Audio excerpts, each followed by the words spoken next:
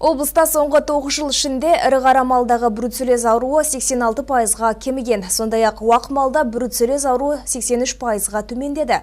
Сол секілді облыс бойынша тұрғындар арасындағы бруцеллез дертіне шалдығу көрсеткіші 255 адамға азайды.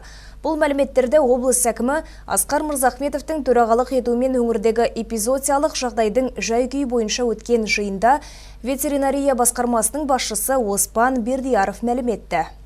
Облыста республикалық бюджет есебінен жыл санап эпизоотиялық іс-шараларға қарастырылатын қаражаттың көлемі де артып келеді. Өткен жылы бұл мақсатқа 1 миллиард 300 миллион теңге қаралған болса, биыл өңірдегі эпизоотиялық ахуалды тұрақтандыруға 1 миллиард 500 миллион теңге бөлініп отыр. Мұнан бөлек жергілікті қазына есебінен мал ауруларына қарсы күресті жүйелі жүргізуге 388 миллион теңге бөлінді. Бұл қаржыға ауруға қарсы егілетін вакциналар сатып алынды. Бір сөзбен айтқанда, облыста жануарлардың аса қауіпті ауруларына қарсы вакцинация және аллергиялық зерттеулер 13 аурудың түрі бойынша жүргізіліп келеді. Өз кезегінде өңір басшысы осы шараларды мейлінше нәтижелі етуге баса назар аударды. Мәселен, бруцеллез ауруына қарсы күрес жұмыстарына жыл сайын қарастырылатын қаражатты мейлінше оңтайландыру нәтижелі болмақ. Атап айтқанда, бұл мақсатқа жыл сайын қаржы бөліп отырғаннан гөрі, оны түбегейлі жоюдың мүмкіндіктерін қарастыру қажет. Бұл орайда жергілікті әкімдікке қалыптасқан эпизоотиялық ахуал жайындағы нақты мәлімет қажет етеді. Сондықтан да өңірдегі ветеринарлық қызмет зертхана мамандарына шынайы ақпарат беруде ешқандай кедергі болмауы шарт. Мұнан бөлек салалық басқармаға бруцеллезбен ауырған малдардың көзін жою, сою орындарын көбейту сынды жауапты тапсырмаларда жүктелді. Сондай-ақ аймақ басшысының тапсырмасына сай өңірдегі мал ауруларына қарсы вакциналарды егу жұмыстарының нәтижелігі мен